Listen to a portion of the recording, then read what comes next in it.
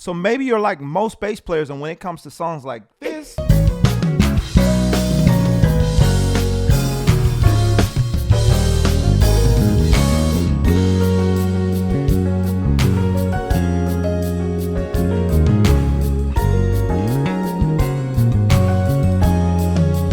you struggle with being creative. I want to help you to get over that struggle and to start getting the creative juices flowing, because most people suck at playing ballads when they're in the beginner and intermediate stages. We're going to talk about that today, so stay tuned.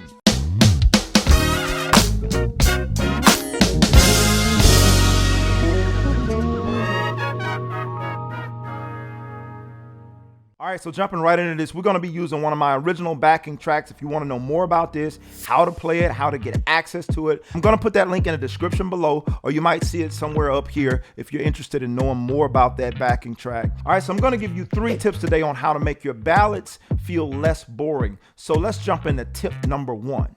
Okay, so for tip number 1, simply groove more. Here's an example of me playing the track.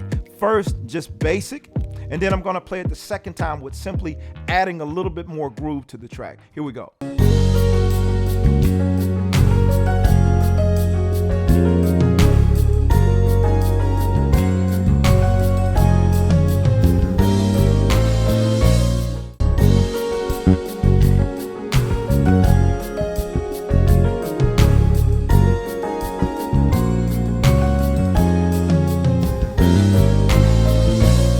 Since we're talking about gospel music, we're in the key of C sharp. So as you can hear with this first approach, I kept it pretty basic as most people would play it, not adding much of anything to it, playing it pretty straight. But the next time that you heard me play it, I was following more of the kick drum pattern, trying to add a little bit more groove. Anytime you're trying to add more groove to the song, it doesn't require a lot. Always listen to what your drummer is doing. Try to lock with your kick drum, and that's going to really outline the things you can do. You can hear that I'm playing with my octaves and that kind of thing as it pertains to the bass, and I'm making things move a bit more. Check it out again here.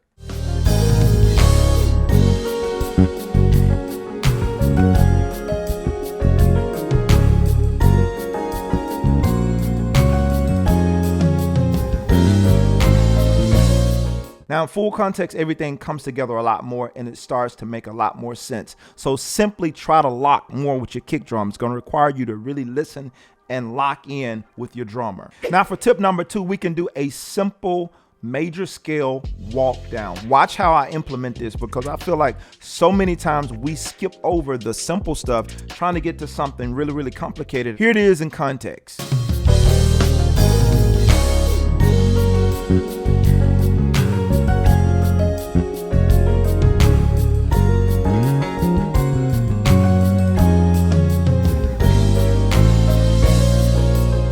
So as you can hear, I'm simply descending with the 4. I start on my low 4 and I slide all the way up to my octave 4 and simply descend down. Here it is slow.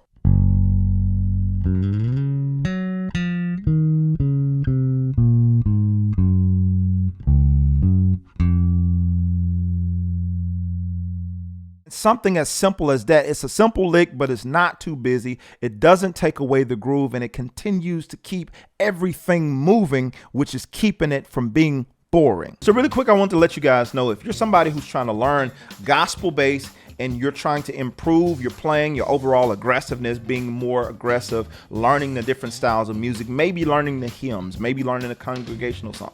You might even be struggling with how to play shout music and all that kind of stuff. If you're somebody who struggles with these types of things, I want to help you, and I want to help you to grow your skills as a bass player. Not only that, if you're struggling with coming up with licks and riffs and those types of things, I want to help you figure it out. So I encourage you to check out the link in the description below, or visit jermainemorgan.net, and there I have a ton of lessons that you can check out. I have a ton of courses specifically geared towards bass players who are trying to improve in gospel, and a ton of other areas. But if that's where you need help, let me help you by visiting jermainemorgan.net.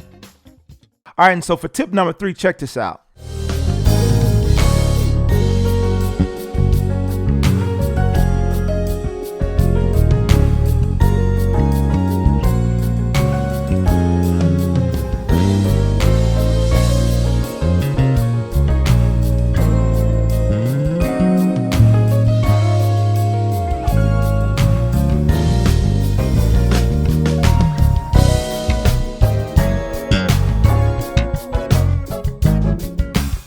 And as you can hear, I'm moving around, and I incorporated some thump bass in there to make the groove move a little bit more. But I didn't play it in the beginning. I waited to the second half of the song when it started to build a little bit more. And I want to make mention of this for you guys. Knowing what to play, and that's tip number 3, by the way, knowing what to play and when to play. And that's going to come from you listening and you studying the genre of music. If it's not gospel for you, whatever that genre of music is for you, you need to really listen to it and listen to where the bass players place their feels. And when they start moving around outside of the normal bass line, that's going to give you context on where to put everything that you're playing so that you're not having to guess, hey, where should this go? Where should that go? You're going to hear it. The proof is in the pudding. When you listen to the records, you go back and hear how these cats approached it. Whoever your favorite players in gospel or whatever genre you listen to where they put their feels at. Most of the time, the cats wasn't coming out the gate swinging. So don't do that. Don't come out the gate swinging. Simply listen to where other people are doing it at and copy and paste until you figure it out on your own. And the more you do these things, it's definitely going to make your ballads become less boring. And I want to say thank you for watching and hanging out with me today. And do me a favor and drop in the comments which one was your favorite approach, and let me know which one you think you could implement right away in your playing at the level you are currently at. I want you to try and push yourself to start using some of this in order to open your playing up. And be sure to turn on my bell notifications so you don't miss when I drop content just like this. And if you're a first-time visitor, I want to do something for you. I want to drop something in the comments, and you can grab that, and that's my gift to you for hanging out and checking out my videos today. So I hope this helps you, and I will see you on the next video. I'm out. Peace.